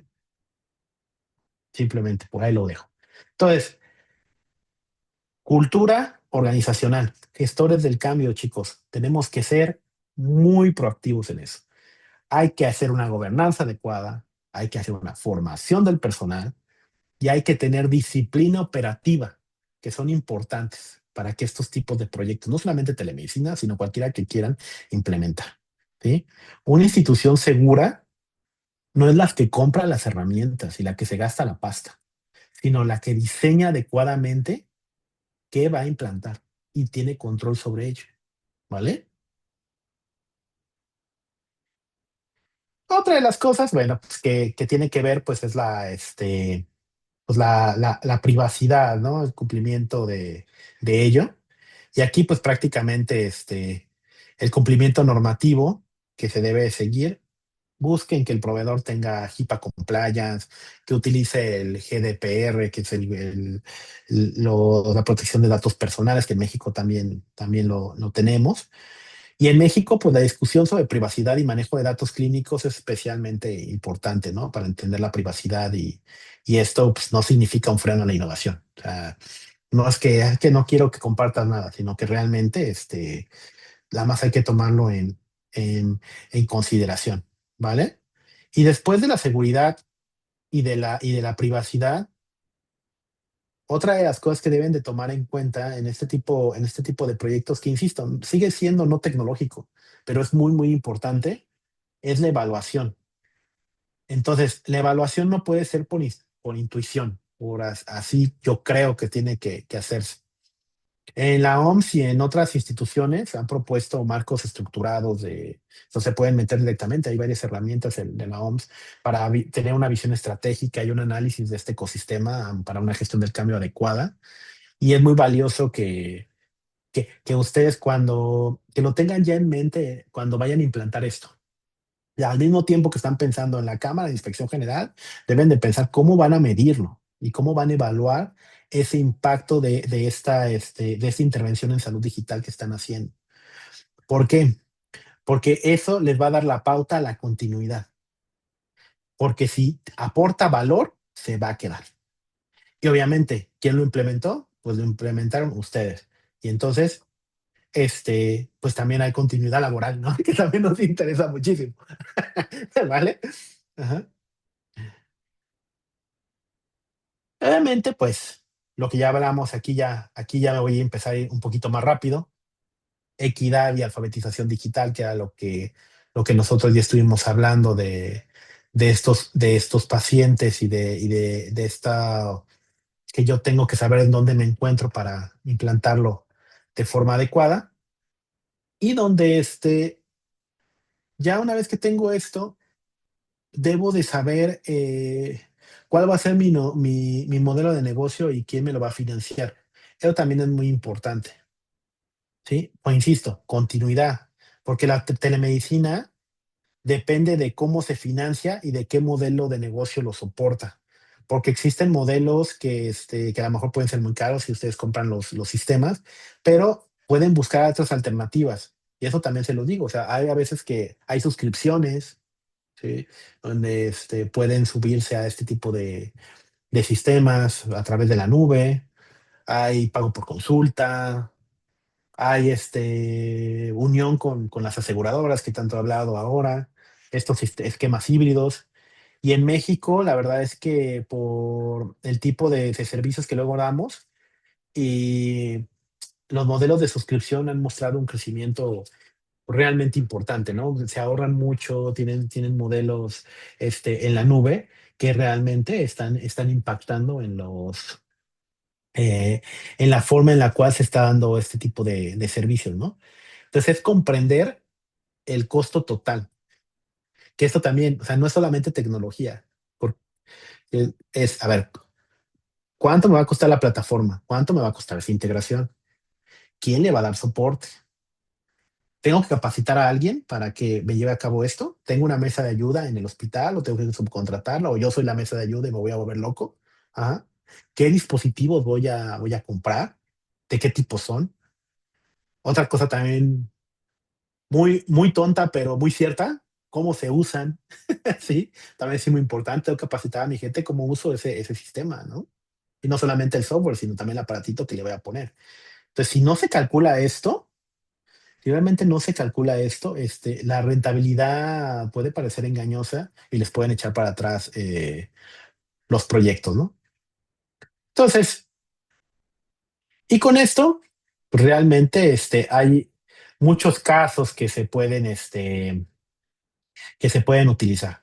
Les voy a dejar las diapositivas, simplemente los voy a ir pasando, pero son todas las cosas que nosotros podemos hacer en telemedicina, simplemente para que los tengan en cuenta. ¿Sí? Cuando ustedes les digan, oigan, es que yo quiero hacer un proyecto de implantación de este sistema, o yo quiero hacer una intervención de salud digital para paciente crónico, o para dermatología, para cardiología, cosas que deben de tomar en cuenta. ¿Sí? Entonces, no solamente es lo voy a implantar, insisto, sino cómo, ¿no? Entonces aquí hay unos ejemplos que les dejo. Por ejemplo, hay enfermedades crónicas, ¿sí? ¿Cómo voy a dar ese seguimiento? ¿Cómo voy a dar la parte de telepsiquiatría y salud mental? ¿Sí? Que aquí prácticamente hay un éxito muy grande, o sea, más del 58% de las reclamaciones de telemedicina tienen que ver con salud mental, no reclamaciones malas, sino de uso, ¿no? ¿Sí? Teledermatología. ¿sí? Aquí ya voy a estar una cámara de inspección general, necesito unas cámaras, unas pantallas de calidad diagnóstica para la imagen, ¿sí? Necesito tener una muy buena iluminación, ¿sí? Telecardiología, ¿sí? Para poder visualizar correctamente, necesito un electrocardiograma, necesito dispositivos implantables a lo mejor, ¿sí? Teleneurología, ¿sí? Los casos de estos pacientes que tienen ictus o que tienen epilepsia, ¿sí? Cómo lo voy a seleccionar? Hay algunos dispositivos que inclusive ya cuando caen empiezan a convulsionar, mandan una alerta, ¿sí? ¿Cómo se va a hacer esto? ¿Sí? Telerehabilitación y fisioterapia. A lo mejor yo necesito hacerlo a distancia, pero necesito medir al paciente para ver si está haciendo los movimientos correctamente. Ahí la visión artificial puede jugar un papel importante. Todo esto que les estoy diciendo detrás tiene un montón de aparatos, ¿eh? O sea, por eso la clase parece ser de cómo implantar, pero en realidad detrás hay mucho aparataje que ustedes deben de tomar en consideración y por eso se los estoy diciendo, ¿sí? Teletriaje y atención urgente, ¿sí? Porque dicen, bueno, es que a lo mejor aquí, sí necesito comunicarme con alguien, pero estoy hablando de urgencias. Igual una tablet es una solución importante, ¿vale? Entonces tengo que tomarla en cuenta. Y además esa tablet se va a ensuciar y además esa tablet debe de tener un cierto grado médico o a lo mejor de grado militar para que si se cae no se me rompa luego, ¿no? ¿Qué más? El impacto en las zonas rurales y comunidades vulnerables, ¿sí? ¿Qué necesito ahí? Pues voy a necesitar a lo mejor una pues ahí los de Elon Musk, ¿no? Conexión satelital, ¿sí? Voy a necesitar algún dispositivo móvil, voy a necesitar alguna herramienta de traducción de inteligencia artificial para poderme comunicar adecuadamente con la población, ¿sí? Con poblaciones mayores y con movilidad reducida, ¿qué voy a requerir? ¿Cómo necesito algún tipo de aparataje especial, necesito algún monitoreo específico, necesito ponerle algo en sus sillas de ruedas, o a lo mejor adaptar interfaces para personas con problemas mentales o cognitivos o inclusive visuales, ¿no? ¿Sí? Ahora está muy de moda esto de tener como que el perro robot que te va guiando y te va siguiendo. Ahí le doy un poco de desconfianza. Yo prefiero que sea mi perro, ¿no? Pero aún así, pues hay este tipo de sensibilidad y este tipo de biodispositivos de asistencia y monitorización del movimiento que es importante que pues nosotros los tengamos en consideración. Entonces vayan viendo esto que les estoy diciendo no son otras cosas más que casos de uso, ¿no? Que ustedes pueden implementar, ¿no? Otra, pues es ¿qué va a pasar cuando tengamos la atención de emergencias y sea fuera de horario, ¿no? Imagínense que alguien quiere llamar y quiere resolver unas afecciones menores o quiere hacer un tipo de orientación o disminuir la carga de urgencias, pero a lo mejor llaman en todo momento. Entonces, a lo mejor aquí necesito un call center o necesito algún otro tipo de servicio 24/7, siempre y cuando pues, esté dentro de los planes de su implementación. ¿Por qué? Porque no todo tiene que irse a telemedicina, ¿no? A lo mejor pueden hacer un triage inicial donde llamen a este call center y lo que sí se considere, pues se pase a los servicios de telemedicina para no saturarlos. Si no va a pasar igual que con los servicios físicos de que se empieza a llenar. ¿Sí? Entonces, también se los quise poner porque lo tienen que tomar en consideración porque quizá necesiten un call center inicial o un triage inicial antes de pasar al servicio de telemedicina, ¿no? Y otra de las cosas que también se requieren, bueno, pues que aunque a lo mejor puede ser punto y aparte, pero sí se utiliza muchísimo, que es la parte de teleeducación y capacitación profesional, porque al final los dispositivos que ustedes van a implementar pues tienen una cámara, tienen unas pantallas, tienen conectividad con diferentes dispositivos, se pueden conectar a un proyector. Entonces, ya que tienen esa tecnología y que se ha implantado y tienen una red específica para ello, pues y si no todo el tiempo van a estar utilizando el servicio de telemedicina a tope, pueden también utilizarlo para capacitación y para mejora continua y sobre todo para educación médica continua. ¿Sí? Entonces también aprovechar eso y también rentabilizan aún más los dispositivos que ustedes han hecho. La educación para pacientes de autocuidados digitales, etcétera. Entonces voy a salir un poquito de la presentación porque se las voy a pasar y la verdad es que hay muchas cosas. Vean, telefarmacia, prescripción electrónica, telepatología y imágenes, teledentología, teleoftalmología. Entonces, todos estos que les estoy dejando aquí son casos de uso específicos para que ustedes se den una idea y cuando les pregunten, oye, es que queremos hacer un proyecto de implementación de esto. Y ustedes lo primero que digan, vale, dime más datos, dime para qué proceso lo quieres hacer, vamos a analizarlo. Y si te preguntan de repente, oye, es que quiero hacer algo para control de desastres, ustedes ya tengan en mente, pues eso lo vi en la clase, a ver, pues mínimo tengo una pequeña idea y a ver por dónde van los tiros, ¿vale? Vean, telecuidado geriátrico, telemedicina en enfermedades infecciosas y todo esto enfocado específicamente a que conozcan los casos de uso más comunes. Obviamente, pues de parte de blockchain, seguridad de los datos, la realidad virtual y aumentada, que ustedes también deberían de conocer, que se debe de manejar el Internet de las cosas y el Big Data. Y aquí simplemente mencionarle, aquí ya voy a regresar otra vez a la presentación, ajá, de que ya una vez que ustedes conocen estos casos de uso, ¿sí?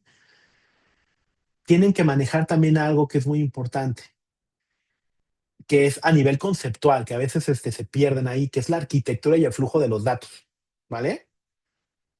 Entonces, aquí es importante que el flujo de la información en telemedicina sigue un itinerario, o sea, los datos se capturan por los biodispositivos y estos biodispositivos necesitan ver a dónde va a llegar esa información, a qué base de datos y cómo la voy a utilizar y después cómo la voy a explotar para poder hacer un análisis de esa información y que me sirva para predicción o para lo que yo quiera. Se necesitan unas APIs, como esto de HL7, etcétera, y el almacenamiento, ¿dónde va a ser? Va a ser en la nube, va a ser en servidores locales, ¿dónde va a residir su información?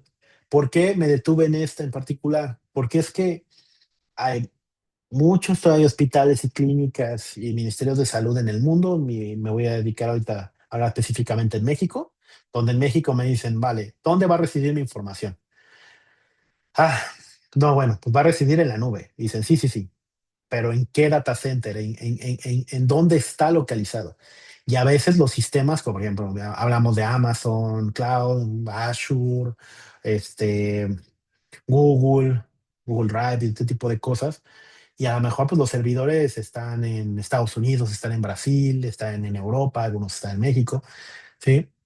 Porque algunos cuando se hacen las licitaciones o cuando quieren asegurar que no salga del país, pues ustedes tienen que hablar con el proveedor y decir, ¿sabes qué? Me han solicitado que sí quieren utilizar la nube, pero la nube no puede estar fuera del país, ¿sí?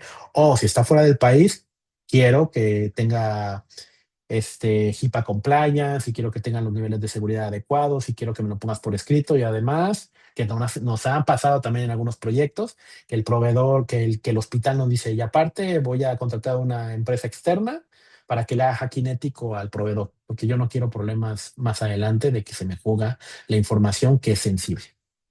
Entonces, muy, muy, muy importante tomar en consideración eso y por eso me detuve.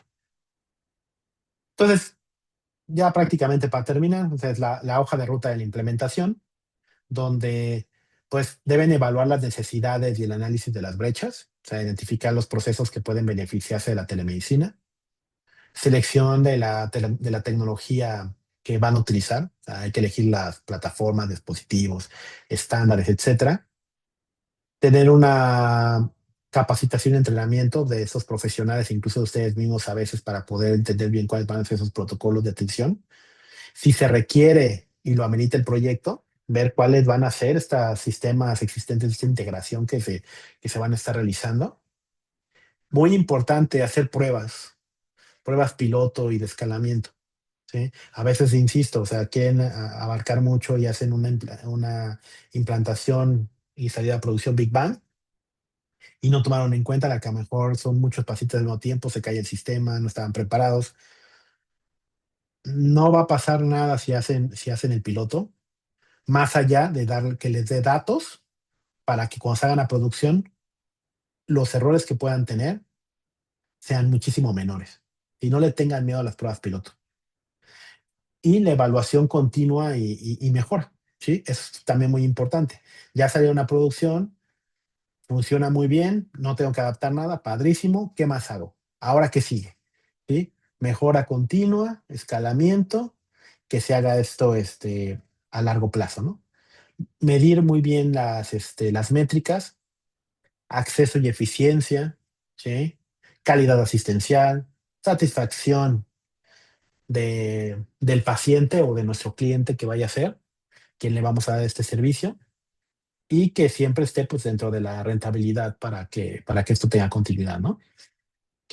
Y aquí lo que yo les dejo son algunos retos y limitaciones que pueden tener, con oportunidades y beneficios, y algunos casos de éxito que se han hecho en algunas partes, ¿no? Ahora, prácticamente ya estoy por terminar. Algo que ahora está muy en boga y que me ha llamado mucho la atención y por eso lo traje aquí, es la parte de la ética y humanismo digital. ¿Sí? Hay una tendencia ahora que se llama humanización de la medicina. De hecho, cuando yo escuché el término, lo primero que dije es, a ver, no, tú me estás hablando de un pleonasmo, me estás repitiendo, me estás diciendo lo mismo, ajá, porque pues, yo entiendo que la medicina es humana y tú dices humanizar a la medicina, pues como que estás hablando de lo mismo. Pero bueno, ya después que hablaron conmigo y me dijeron cómo iba esto, era porque ha habido unas tendencias donde el médico se ha dedicado, sobre todo por esta parte de industrialización de la medicina, donde pues prácticamente te dedicas a ver pacientes y no ver personas, a sacar la chamba y a ver a más pacientes y a ser más rentable, ¿no? Eh, que a nivel institucional pues es bueno, pero también hemos dejado de lado este acercamiento, este humanismo que teníamos en medicina, ¿no? Entonces la humanización de la medicina no es otra cosa más que regresar a tratar a la gente como es, como un ser humano, como una persona, como un paciente que tiene ciertas necesidades, que es humano como yo, y por eso hablo de esta ética y humanismo digital. ¿Por qué? Porque si lo estamos haciendo presencialmente, tenemos el riesgo de que si lo hacemos presencialmente, también lo hagamos de forma remota a través de los sistemas de telemedicina y eso no puede pasar. Ajá. Porque no puede ser que ya que esté todo listo, que esté todo padre, que ya esté todo bien, me lleguen una oleada de pacientes en las encuestas de satisfacción y me digan, es que ahora no solamente el paciente no me hace caso, sino ya ahora ni siquiera lo veo a través de una pantalla. ¿Sí? Hay que hacer una muy buena capacitación y una muy buena empatía y comunicación asertiva a la gente que va a estar utilizando este tipo de sistemas, ¿vale? Obviamente va de la mano con los aspectos culturales y la relación médico-paciente que no debemos de perder.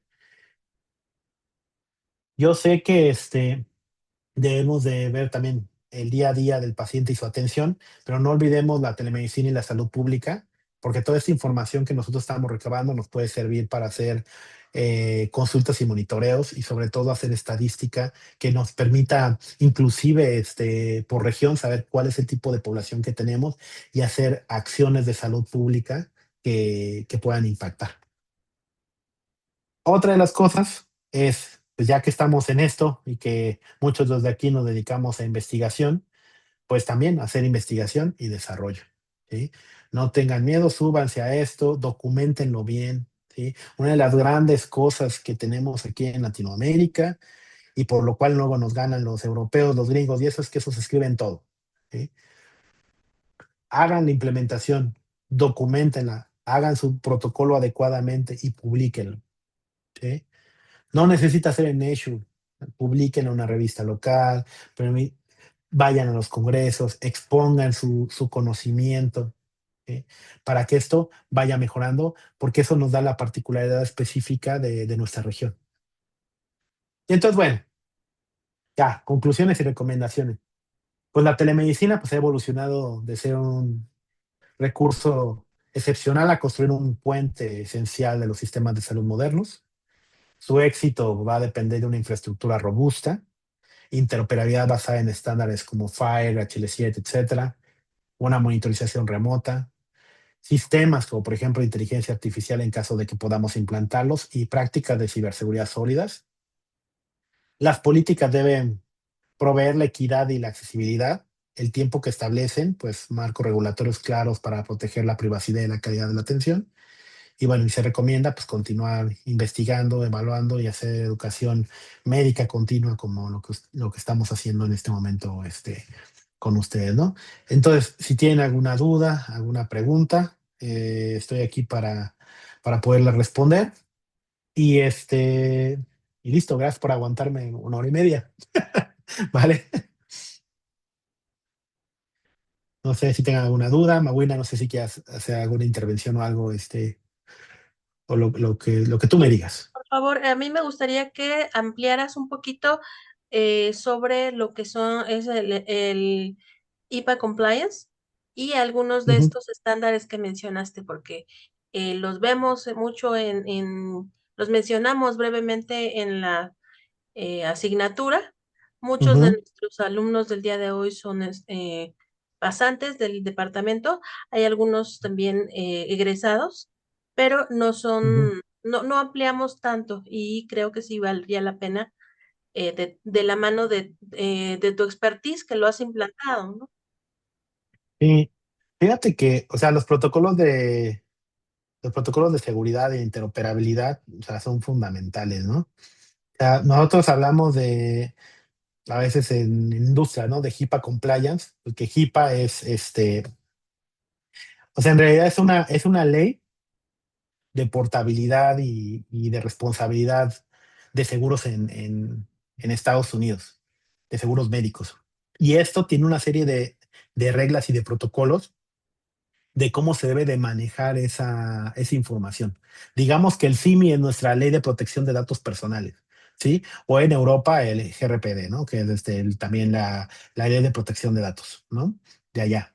Y entonces, pues lo que te dice es los niveles de seguridad que debes de tener, qué tipo de datos son, si son sensibles, si pueden ser públicos, si requieren un mayor nivel de seguridad, que no se deben de filtrar, que deben de estar resguardados de forma adecuada. Y son una serie de reglas que ayudan a que tú cuando vas a transmitir una información clínica lo hagas de la manera más segura posible para que cuando llegue al otro lado, en el trayecto no se pierda esa información y haya extracción de datos que puedan dañar tanto la integridad del paciente como la integridad pues, de la misma institución que está mandando esto.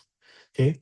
Entonces, por eso es importante que el proveedor tenga alguna de estas certificaciones o en su caso que te demuestre que realmente las está siguiendo, ¿no? Sí, hay algunas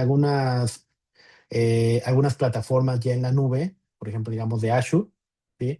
Donde ya tiene muy, muy bien arraigado los temas de protección de datos e inclusive cuando tú vas a contratar el servicio de alojamiento en la nube o ese tipo de servicios, por ejemplo, de videoconferencia a través de Teams o cualquier otro, ya te permite activar o desactivar lo que tú vas a necesitar dependiendo del tipo de negocio o del tipo del proceso que vas a utilizar. Entonces, sí es muy importante que lo tengan en consideración. Y por el otro lado, los protocolos de interoperabilidad lo que te permiten es crear esa sintaxis en cómo yo voy a mandar esa información, lo que les decía el ejemplo del inglés. O sea, yo tengo unas ciertas palabras, sintaxis, orden, y eso se va en un paquete. Y ese paquete se transmite en Internet. ¿no? Digamos que es como un paquete de correo electrónico, pero bien asegurado y estructurado para que cuando llegue al otro sistema, simplemente lo lea y lo entienda de forma correcta.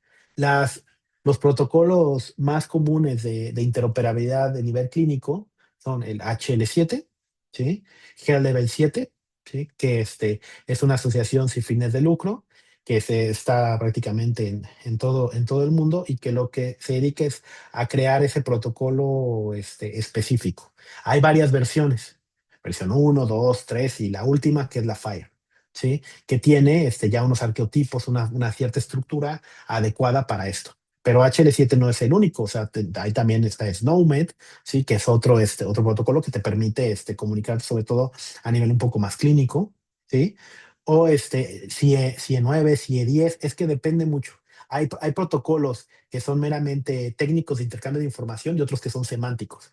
Los que son para información, sobre todo es HL7, ¿sí?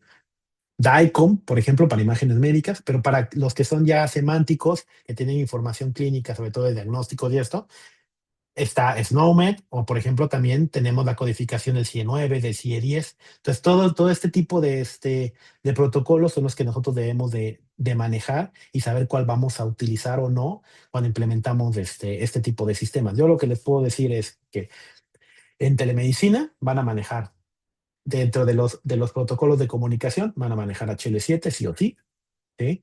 Porque necesitan intercambiar de forma adecuada esa información clínica. Después van a requerir seguramente los formatos de DICOM, porque van a estar enviando y recibiendo imágenes médicas.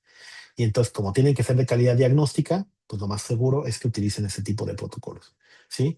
Van a manejar también, del punto de vista ya semántico, el CIE9 y el CIE10, que es fundamental para el control de las enfermedades y que aquí ya en China, diabetes mellitus tenía el mismo código y protocolos específicos de comunicación de equipos biomédicos, que ahí que ya dependerá del proveedor, pero la gran mayoría lo van a tener que utilizar.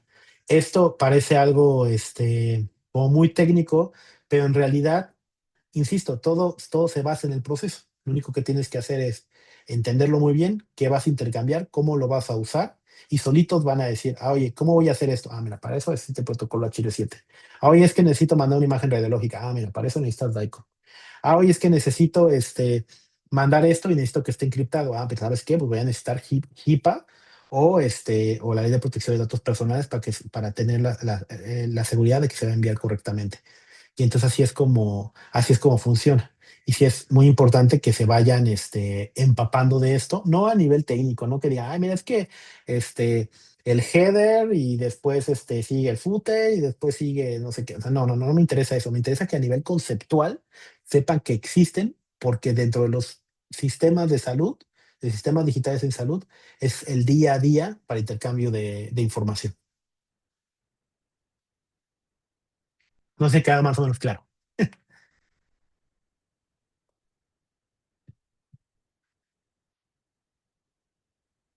¿Sí les quedó claro, chicos, a todos?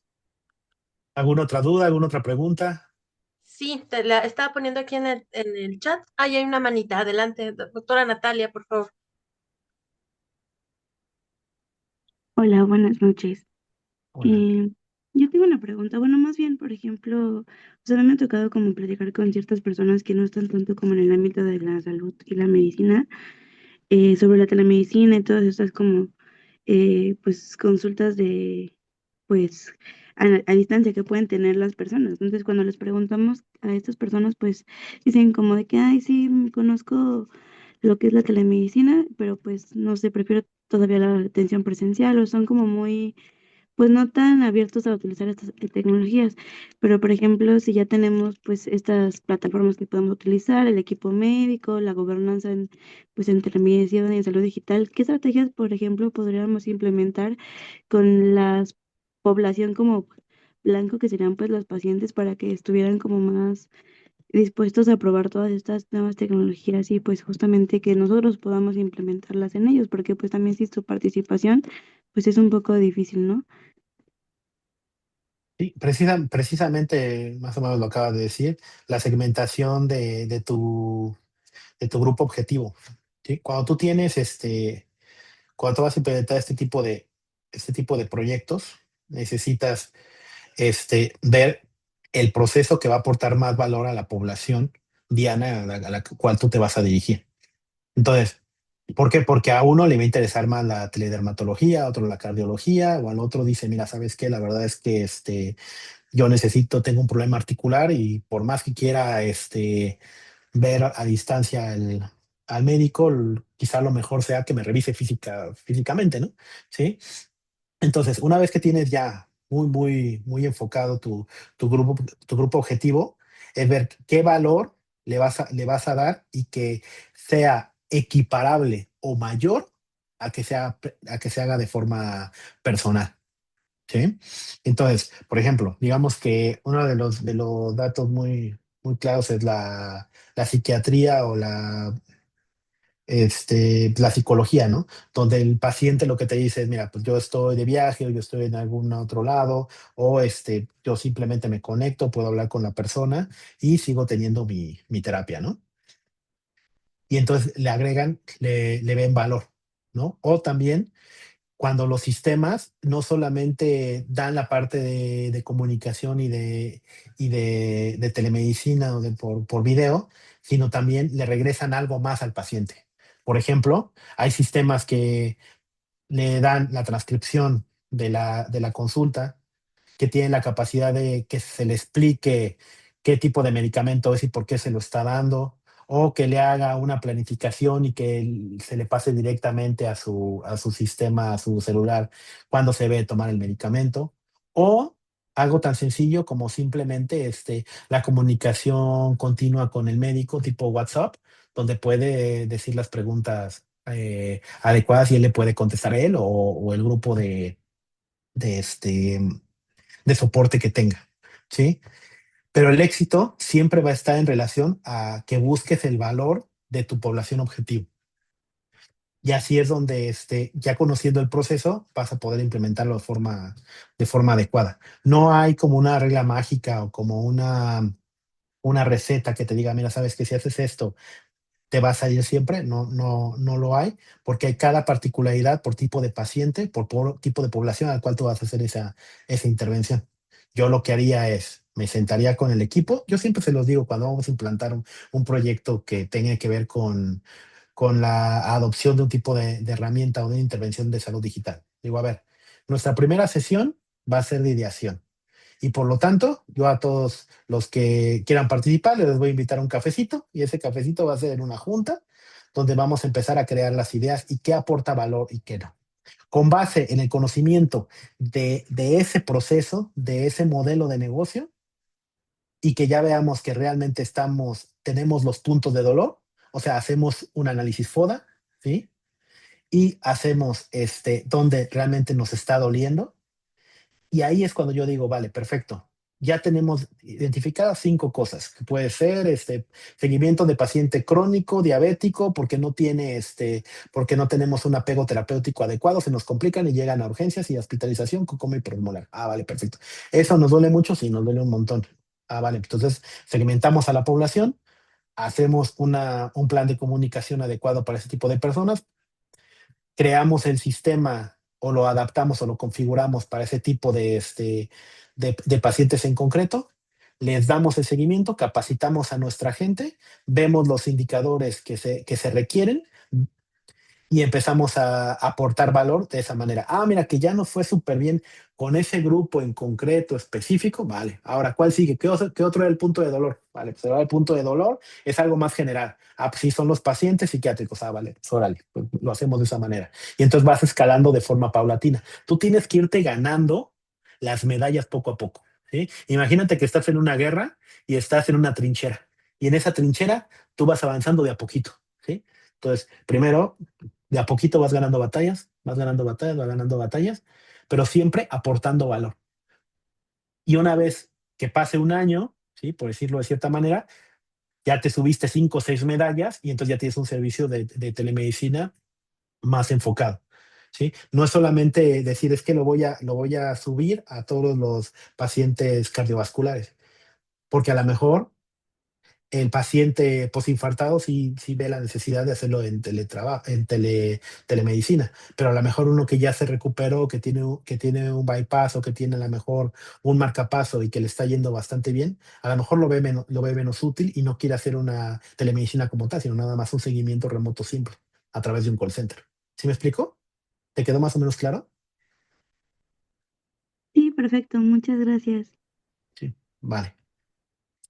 ¿Tiene alguna otra pregunta, alguna otra duda?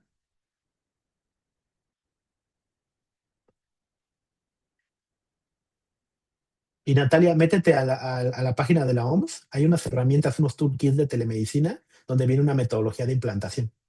Si quieres ahondar un poco más a esto que te digo, ¿vale? Eso lo vamos a ver en el módulo 4. Ah, genial, perfecto. Muy bien, muchas gracias. Pues bueno, para respetar el tiempo de todos, muchísimas gracias, doctor Sam. Y pues como ven, el doctor tiene una experiencia global en cuanto al desarrollo, implantación y, y pues también está a la vanguardia creando sistemas. Entonces, muchísimas gracias por tu tiempo y por compartir con los alumnos de este diplomado. Bueno, pues, no, pues muchísimas gracias.